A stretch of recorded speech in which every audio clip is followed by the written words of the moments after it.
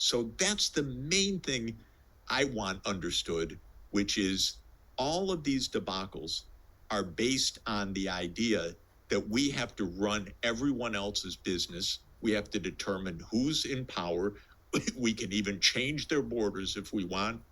We can overthrow their governments. That whole approach has been a disaster for us, a multi-trillion-dollar, millions of lives lost worldwide disaster of U.S. foreign policy. And we don't need for our security 750 overseas military bases. We don't need that. They're expensive. We need to fix our roads, for God's sake. We need to make our country work properly, because you and I see when we go abroad, the infrastructure abroad sparkles compared to what we live and with that's the most in the distressing United States. thing. And it's not even, I've traveled my whole life, as I know you have. And, you know, you're used to thinking of the developing world and then coming back to the kind of respite of the United States. Nothing like that anymore. You pull into Kennedy or SFO or LAX or Boston Logan from abroad, and the first thing you notice is that it's dirtier and more chaotic.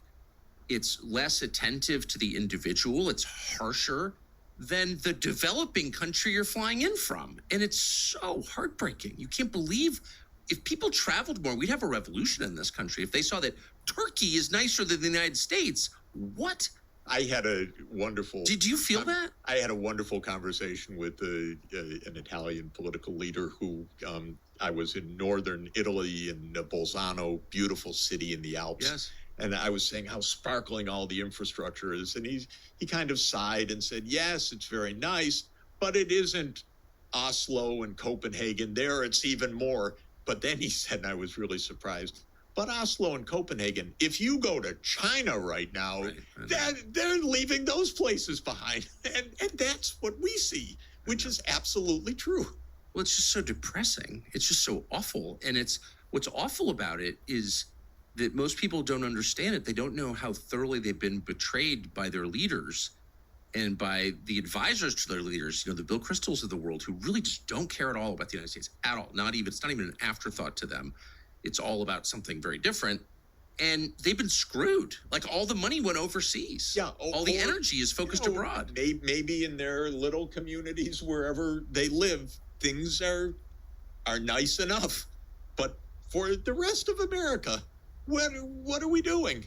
Why are we pouring unbelievable amounts of money and danger and lives into all of these conflicts? And so my main message to, because I really think Trump and Vance get it on Ukraine completely.